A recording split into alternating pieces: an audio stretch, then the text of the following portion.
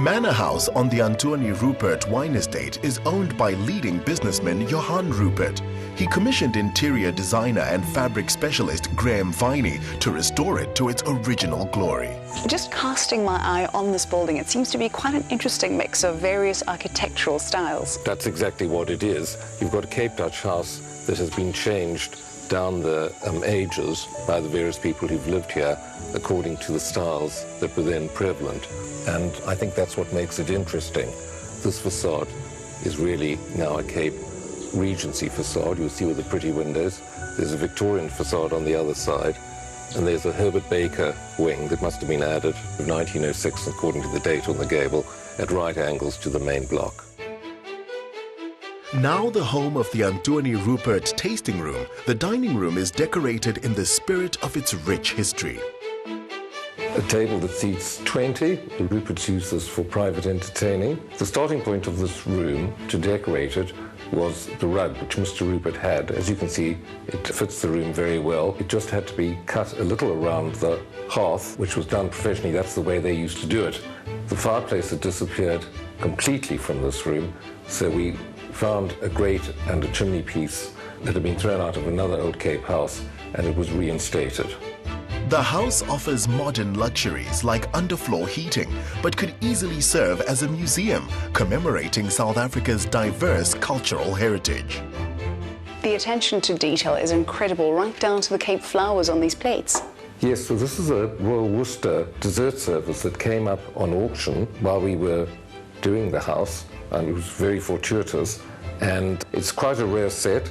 We got them very reasonably, I'm happy to say. I think people didn't perhaps know quite what they were, but it's very nice to have a service like this in a Cape house.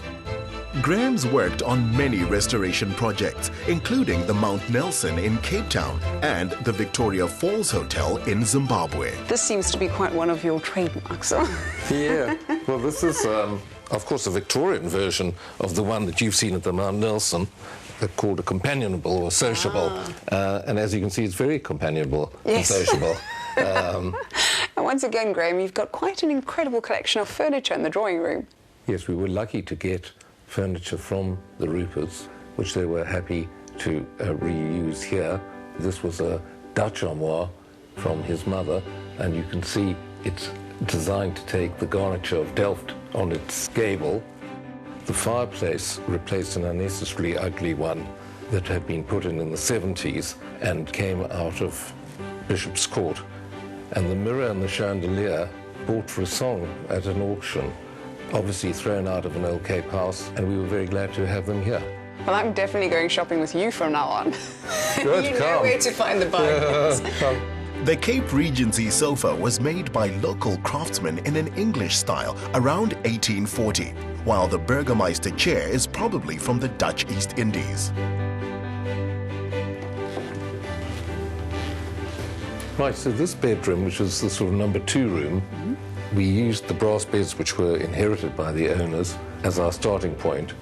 And to go with these, we chose a Morris wallpaper and a contrasting Morris fabric, which is typical of what might have been used in the 19th century, although these fabrics and wallpapers are all reissued now and are really rather pretty. Another of Graham's fabulous auction finds, this brass birdcage is typical of his meticulous attention to detail in recreating an era where songbirds were among the pets and prints of choice. And this is, of course, the attractive and very true to its time main suite. Yes. Of course, we're now in the Edwardian wing.